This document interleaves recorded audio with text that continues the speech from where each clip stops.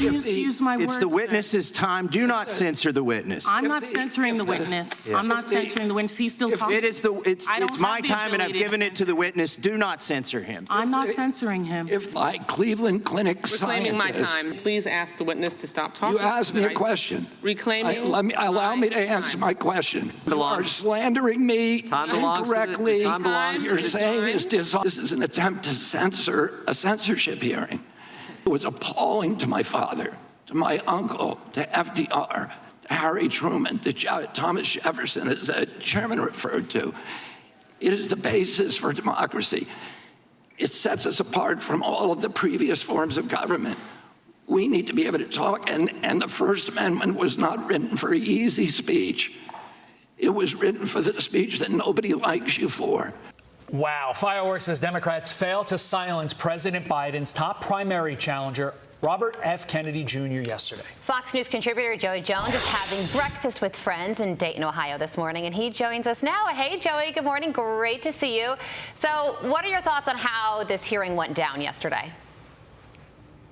Yeah, you know, you walk away from that hearing going, what are Democrats afraid of? I mean, RFK Jr. obviously hits that train, that line where kind of Tulsi Gabbard did in the last election cycle, where name recognition and ideas veer from the Democratic Party but are very popular.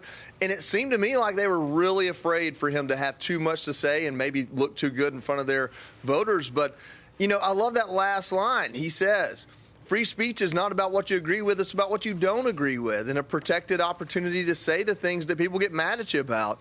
And I think they really kind of showed their cards yesterday. I don't think we can overstate the fact that here you have Democrats attacking a member of the most famous Democratic family ever and trying to censor him during a hearing on They would say it's because censorship. he recently said something that was deemed anti-Semitic, but it is a censorship hearing. Yeah, like so he it's said, complicated. the First Amendment doesn't exist for stuff that's easy. It exists for stuff that's hard. Yet, Joey, Democrats doubling down when asked by Hillary Vaughn about the hearing yesterday. Watch.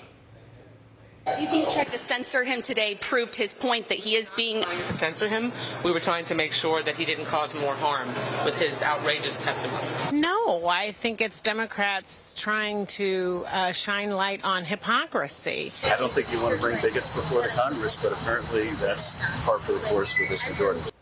Again, you just heard Adam Schiff call him a bigot. If you needed any more proof that today's Democratic Party, Joey, would be unrecognizable to its previous scions, JFK and RFK, there you have it, right? We're not trying to censor him. We're just trying to make sure he doesn't say what he has to say. I mean, that's essentially what Wasserman Schultz said there. Listen, I don't agree with most of what he says. I wouldn't vote for him for president, but I want him to have a voice. I think a lot of what he said yesterday in his opening remarks rings very true. All they try to do is attack and tear down each other for the purpose of winning, to the point that many in Congress don't know what winning means anymore, and certainly don't know what it means for us, the voters. So he is a very important voice in this conversation, and I'm just glad that Republicans in the House gave him an opportunity to talk. Joey, if you can believe it, New York City just agreed to pay $13 million to more than 1,000 protesters who were either arrested or had interactions with police officers during the 2020 Black Lives Matter riots. Each person in the settlement will receive nearly $10,000. I mean, what message does this send when you have police officers dealing with an incredibly violent situation, mass looting, cop cars getting set on fire, and it's the protesters that are getting the payout? Yeah. You know, if I'm in a car with a buddy and he robs a bank, I didn't rob a bank, but I'm an accessory to robbing a bank, and I get in trouble for that. So even though they're not letting, you know, violent offenders, people that did violent things, have this settlement, everyone else that was out there was a part of that. Once it started, if they didn't go home, they got arrested. They were a part of what was violence and rioting.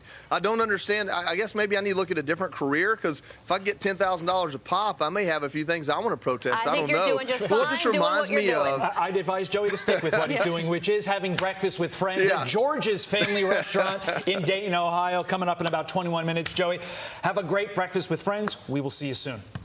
I'm Steve Doocy. I'm Brian Kilmeade. And I'm Ainsley Earhart. And click here to subscribe to the Fox News YouTube page to catch our hottest interviews and most compelling analysis.